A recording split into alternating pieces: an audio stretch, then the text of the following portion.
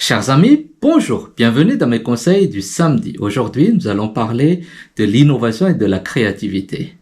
Ici, on parle de l'entrepreneuriat, du leadership, de la stratégie et des investissements. Je suis Prosper Antialoun.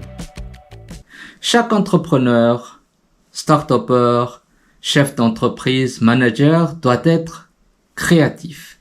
La créativité, qui amène l'innovation, est un des éléments importants pour nous permettre de devancer les autres, pour pouvoir sortir des super services, des beaux produits. Et c'est toujours intéressant pour prendre de l'avance, pour être différent des autres. Aujourd'hui, je vais vous donner 8 approches pour être plus créatif, plus innovant dans vos comportements journaliers. La toute première approche, c'est de défier le normal. Dans la vie, la plupart des gens font la même chose. On adopte les mêmes approches. On essaie de faire toujours ce qui a été fait ailleurs. Et ça, c'est pas bon. Que ce soit au niveau du fond ou au niveau de la forme, il faut défier le normal. Je vous donne un exemple. Le BlackBerry était très en haut de toutes les autres marques parce que c'était protégé, etc. avec des claviers. J'avais moi-même utilisé un BlackBerry. Quand iPhone est rentré sur la scène, il a tout chamboulé. Maintenant, non seulement on a les lettres A, B, C, D, E, F, G, mais en même temps, on peut aussi changer ça, c'est-à-dire qu'on n'est pas obligé d'avoir des claviers fixes, mais des claviers digitaux qui peuvent être changés, où on peut regarder tout l'écran, enfin avec des écrans énormes parce que toute la place qui a été bloquée, et on connaît tous la suite de l'histoire. Où est-ce que ça en est maintenant BlackBerry? Ils ont raté de rattraper cette innovation, et voilà. Quand on parle d'innovation, il faut toujours penser aux choses à laquelle les gens n'ont pas encore pensé avant. Okay? Aller de l'avant, tout tester. Quand on parle de l'innovation, il faut chambouler les choses, c'est-à-dire ne pas rester au statu quo. Essayer autre chose. Essayer d'aller de l'avant, essayer de trouver d'autres solutions qui pourraient plus faire plaisir aux clients, c'est-à-dire plus marcher. La seconde approche est de se dire que toute idée est bonne à prendre. Quand on est en face d'autres gens, quand on est en brainstorming, il y a des gens qui donnent des idées ridicules. Il faut pas tout de suite les rejeter. Il faut prendre ces idées, peut-être réfléchir plus profondément pour trouver un moyen de contourner la face ridicule dans l'idée. Mais si la personne a dit l'idée, c'est que quelque part, ça pourrait répondre à un besoin ou ça peut répondre à une problématique existante. Donc, il faut jamais sous-estimer chaque idée. Prendre chaque idée, faire un peu de réflexion approfondie, et après, on verra ce qu'on peut mettre ensemble, ne pas mettre ensemble, ce qu'on enlève, ce qu'on rajoute, ce qu'on améliore. Et c'est comme ça que ça marche. Et troisième approche, c'est aussi voir les autres. Quand on parle de l'innovation, il y a des gens qui essaient de faire mieux. Donc, on peut voir, et peut-être qu'on pourra encore prendre cette idée et l'améliorer encore. Voir chez les autres, c'est ce que quand on regarde dans la téléphonie mobile, il y a un écran OLED qui sort, l'année d'après, tout le monde utilise un écran OLED. Il y a une nouvelle technologie qui sort, l'année d'après, tout le monde, parce que qu'est-ce qu'on fait? On regarde chez les autres, parce que les gens ont été habitués à un certain niveau de qualité, donc à un certain niveau d'utilité et d'utilisation d'un appareil, d'un produit ou d'un service, et il faut suivre ça. C'est pour ça qu'on est plus ou moins obligé de regarder aussi chez les autres tout en améliorant ce qu'on fait. Quatrième approche, et c'est peut-être la base, généralement, c'est de partir toujours des problèmes.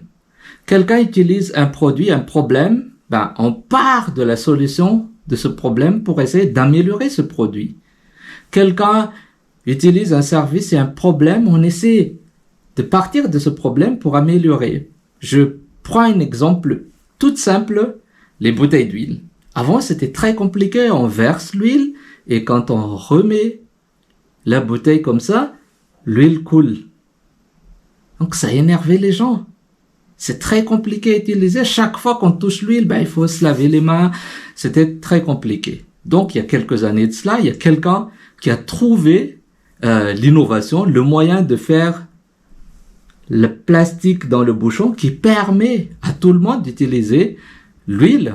Quand on verse, on remet, il n'y a pas une seule goutte qui sort. Ça s'appelle l'innovation. Ce sont des approches qui peuvent parfois être très simples, mais qui peuvent aider dans l'amélioration de l'utilisation soit du produit, soit du service.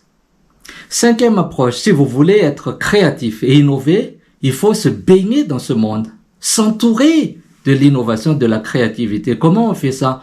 On fait de la lecture dessus, on regarde des vidéos par exemple sur l'innovation, qu'est-ce qui se fait ailleurs, comment ça évolue, participer à des conférences. Moi, je participe toujours à une conférence ici à Hambourg qui s'appelle LaborX et c'est une espèce de laboratoire où des jeunes viennent, des start-upers qui viennent partager leurs idées. Et parfois, ça me donne aussi des idées par rapport à ce que je fais. L'idée n'est pas forcément de copier ce qu'ils font, mais c'est d'améliorer ce qu'on a déjà, parce qu'on a déjà des entreprises, on a des idées déjà qui germent dans nos têtes et on essaie de développer tout ça et on se baigne dans cette ambiance, dans cet écosystème pour pouvoir aller de l'avant et ça aide beaucoup. Participer à tous ces événements, faire la lecture, blog, vidéo, podcast, il n'y a pas de limite, c'est notre temps, le seul limite. Sixièmement, quand on veut être créatif ou innovateur, il faut s'entourer des gens créatifs. Donc quand on recrute, quand on se met ensemble, quand on intègre un groupement, une association, il faut se rapprocher de ces gens. Ces gens vont nous transmettre ce virus et ce virus va germer en nous aussi. Ça va s'améliorer parce qu'on va s'échanger, on parle les mêmes langages, on est intéressé par la même thématique. C'est pour ça que je dis, en complémentarité de la lecture, du blog, des podcasts et tout ça, il faut s'entourer des gens comme ça, il faut venir à des événements où il y a les gens comme ça. Septième approche, c'est d'investir.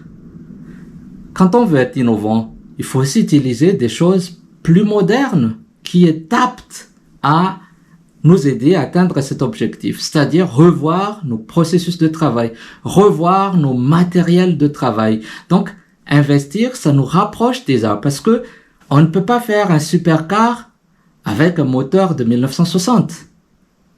Okay? C'est-à-dire que déjà, il y a l'ambiance, il y a l'écosystème, il y a l'environnement, l'atmosphère, mais il faut aussi que notre façon de travailler, nos processus suivent le rythme et bien sûr aussi les matériels.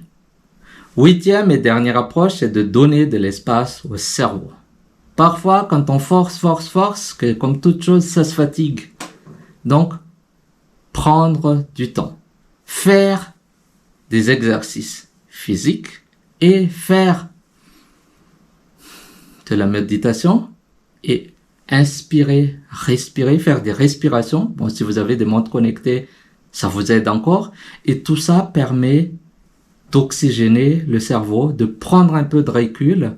Et quand on prend du recul, on est apte à s'ouvrir vers d'autres idées encore. Aujourd'hui, je donnerai un bonus. Et le bonus, c'est de rappeler que quoi qu'on fasse pour être le meilleur, comme on dit en allemand, die Übungen machen den Meister. Les exercices font les maîtres, si on traduit littéralement. Donc, si vous voulez être maître, c'est-à-dire quelqu'un qui a une maîtrise de ce qu'on fait, si vous voulez être dans cet espace, faire partie de ces maîtres de créativité, de l'innovation pour vous différencier, pour être plus performant que les autres, il faut pas oublier qu'on doit essayer, réessayer,